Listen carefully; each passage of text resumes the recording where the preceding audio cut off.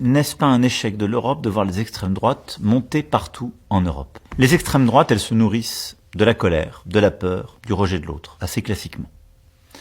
Et je ne stigmatise là aucun de leurs électeurs. Moi, je ne juge pas les gens qui votent pour tel ou tel parti, je combats des idées. Mais quand je regarde les programmes des extrêmes droites, elles sont plutôt sur des logiques, en effet, de peur, de colère, de ressentiment. Et puis les extrêmes droites, elles utilisent aussi des moyens beaucoup plus sur l'émotion négative que sur l'argument. Et sur les réseaux sociaux, ça marche mieux aussi. Pour autant, c'est pas une fatalité. Un bon exemple que je donnais il y a quelques jours, c'est la Pologne. L'extrême droite était aux responsabilités en Pologne. Et il y a quelques mois, la Pologne a été aux urnes. Il n'y a jamais autant de Polonais qui sont allés voter. Eh ben, ils ont mis l'extrême droite hors des responsabilités et ils ont repris des partis plus pro-européens. Les partis d'extrême droite qui, ces dernières années, se sont opposés à tant d'avancées permises par notre Europe, qu'il s'agisse de la relance économique, de la protection commune de nos frontières, du soutien à nos agriculteurs, du soutien à l'Ukraine, ces partis progressent partout sur le continent. En France, leurs représentants atteignent près de 40% des suffrages exprimés.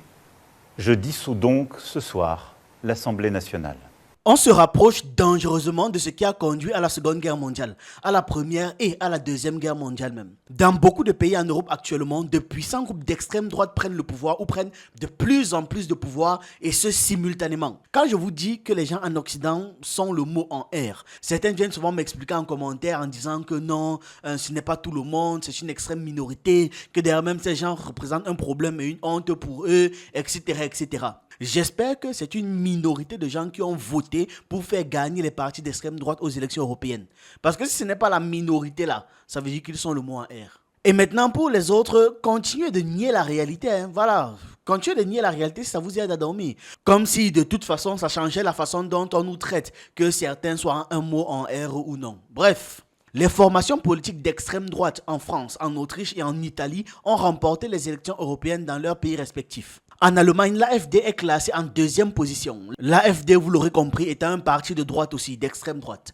Cependant, les principaux partis centristes sont sur le point de conserver quand même une certaine majorité parlementaire dans l'Union européenne. Avant qu'on ne continue, je vais vous parler de Zirema. C'est une application de livres audio et numériques où vous pouvez écouter ou lire beaucoup d'auteurs africains. Le catalogue est riche et continue de grandir, vu que de nouvelles œuvres sont publiées chaque jour. Ce qui lie une personne à un pays, c'est d'abord l'amour qu'elle porte à celui-ci. L'amour de sa patrie. Un sentiment d'appartenance, un attachement à des valeurs, à une croyance, des principes, des traditions. Pour l'instant, Zirema n'est disponible que sur iOS, donc sur iPhone. Le lien de l'application est en description ainsi que le lien de leur Instagram. Vous pouvez les suivre pour être au courant de leurs actualités. Par exemple, quand est-ce que va sortir la version sur Android. L'extrême droite gagne sur plusieurs pays en Europe. L'AfD est le deuxième parti le plus puissant d'Allemagne. En Autriche, c'est le FPO qui est gagnant dans ces élections. Le Rassemblement national est la première force en France au point où le président Emmanuel Macron a dû annoncer la dissolution du Parlement français. Après avoir procédé aux consultations prévues à l'article 12 de notre Constitution, j'ai décidé de vous redonner le choix de notre avenir parlementaire par le vote. Je dissous donc ce soir l'Assemblée nationale. Je signerai dans quelques instants le décret de convocation des élections législatives qui se tiendront le 30 juin pour le premier tour et le 7 juillet pour le second. En Italie, Giorgia Meloni, à la tête des Frères d'Italie, a remporté les élections. D'ailleurs, elle souhaite continuer le dialogue avec le Rassemblement national français. C'est ce que rapporte le journal Le Monde. Malgré le fait que le Rassemblement national, membre du groupe Identité et Démocratie, ID, ait demandé l'exclusion de l'AfD en mai dernier. En France, le Rassemblement national a obtenu 31,4% des voix et 30 sièges au Parlement européen. Besoin d'Europe, une formation politique regroupant Renaissance, le Moderne Horizon, le Parti radical, l'UDI, a recueilli 14,6% des suffrages et 13 sièges au Parlement de Strasbourg. Réveiller l'Europe a atteint 13,8% des voix et a également remporté 13 sièges au Parlement européen. La France insoumise a obtenu 9,9% des voix et 9 sièges, tandis que les Républicains ont reçu 7,3% des suffrages et 6 sièges. Europe Écologie Les Verts a recueilli 5,5% des voix et 5 sièges. En Allemagne, la CDU a obtenu 30% des voix et 29 sièges au Parlement européen. L'AfD a reçu 15,9% des suffrages, ce qui leur donne 15 sièges. Le SPD a obtenu 13,9% des votes et 14 sièges au Parlement européen. Les Gunnens ont récolté 11,9% des voix et ont obtenu ainsi 12 sièges. Le parti de gauche a obtenu 6,2% des voix et 6 sièges. Le FDP, avec 5,2% des voix, a gagné 5 sièges au Parlement européen.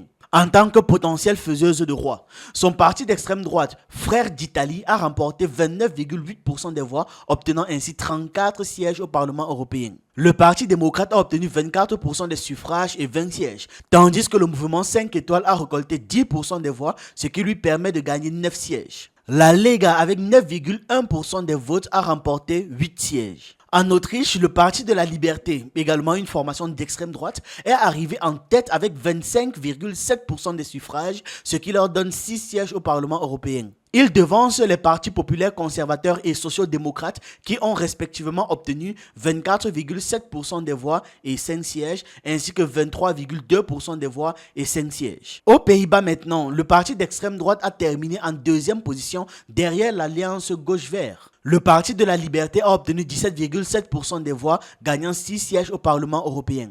L'Alliance Gauche-Vert, dirigée par l'ancien vice-président de la Commission européenne, a obtenu 21,6% des voix, remportant ainsi 9 sièges. Maintenant, au niveau national, dans les pays, les forces d'extrême droite sont influentes, sont de plus en plus influentes, particulièrement en France, en Autriche et en Italie. Et même en Allemagne aussi, où l'AfD a été fortement critiquée par les médias allemands après la déclaration de Maximilian Krah, qui était la tête de liste pour les élections européennes avant d'être renvoyé pour avoir minimisé les actions des SS durant la Seconde Guerre mondiale. Là maintenant, ils font comme si ça les choque. Ils font comme s'ils sont trop choqués par ça. Alors que quand on voit la tendance actuelle, on comprend bien que les choses sont en train d'aller vers là, que les choses se précipitent même vers là-bas. Honnêtement, ils essaient de nous faire croire qu'ils sont vraiment surpris que des gens d'extrême droite glorifient ou encore minimisent les actions des SS.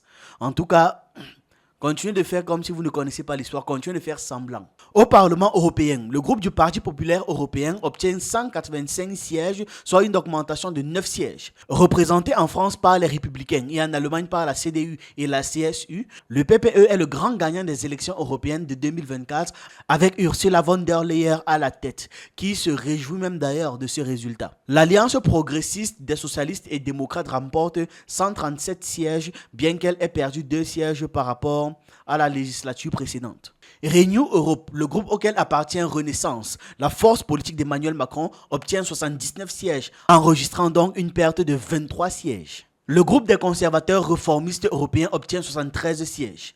En Italie, ce groupe inclut le mouvement des conservateurs et des réformistes sociaux représentés par les Frères d'Italie, tandis qu'en France, il est représenté par Nicolas Bay.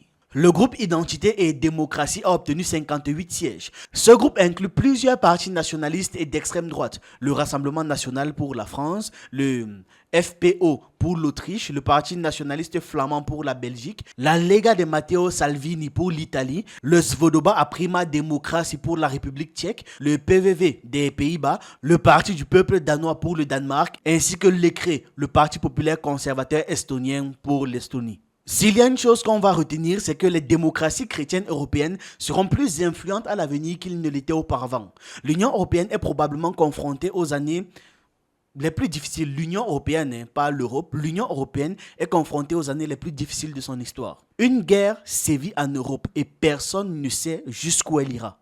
Malgré le soutien des partis politiques de l'Union européenne, y compris le PPE pour l'Ukraine, la tendance est quand même en train de s'accélérer et vite. 9 pays frappent de toute leur force à la porte de l'Union européenne, cherchant à y être admis le plus rapidement possible. Pour accueillir de nouveaux membres, l'Union européenne va devoir se réformer, notamment en ce qui concerne la préparation et la participation des ressources budgétaires, ainsi que les règles de prise de décision. En Allemagne, bien que l'AfD soit deuxième en termes de position au niveau national, son succès total démontre l'ascension inéluctable de cette force politique. En France, il y a une nouvelle situation qui se dessine avec l'annonce de la dissolution du Parlement. Sébastien Chenu, député du Rassemblement national, a déclaré que Jordan Bardella, leader de la liste du parti aux élections européennes et chef du parti à 28 ans, serait candidat au poste de Premier ministre français suite à la convocation de législatives anticipées. Après l'annonce de la dissolution de l'Assemblée nationale par Emmanuel Macron dimanche soir, une nouvelle campagne débute en vue des élections législatives anticipées prévues les 30 juin et 7 juillet prochains. Le média France Bleu rapporte que cette élection concernera la nomination des 577 nouveaux députés, ce qui entraînera également la désignation de nouveaux ministres. La crainte de l'extrême droite en France, ressentie par une partie de la population, pourrait provoquer des émeutes. Ça, ce n'est pas exclu.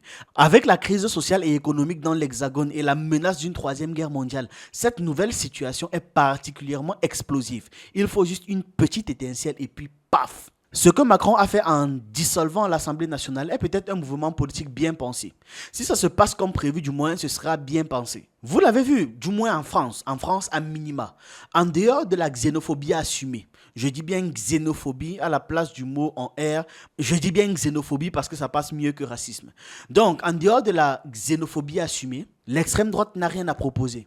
Ce qui fait que pour Macron, d'une certaine manière, donner le choix à la population qui va bien évidemment choisir le RN, va faire en sorte que les gens se rendent bien compte, avant la fin du mandat de Macron, l'incompétence remarquable. Ils sont incompétents sauf pour dire immigration. Dans une vidéo, j'avais expliqué que l'un des signes qui démontre la chute de l'Occident ou la chute d'un pays en règle générale, donc un des signes qui démontre la chute de l'Occident, le fait que c'est en train d'arriver très vite, c'est le fait qu'on reproche tout ce qui se passe aux étrangers. Donc tout ce qui se passe dans le pays, c'est la faute des étrangers. Et un pays fait systématiquement ça quand elle est confrontée à des problèmes qu'elle n'arrive pas à résoudre.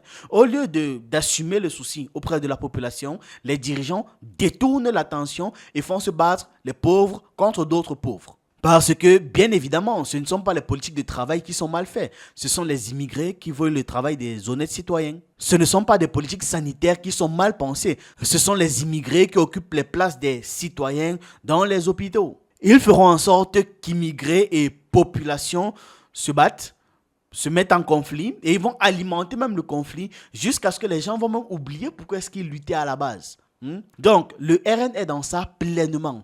Tout se résume en un seul mot chez eux, immigration. Macron veut peut-être faire comprendre à la population qu'en dehors de l'immigration, le RN ne sait rien faire d'autre. C'est un plan que je dirais plutôt bien pensé. C'est quelque chose que j'ai suivi sur Internet, mais je peux aussi mettre des doutes. Je peux aussi émettre de gros doutes quand même.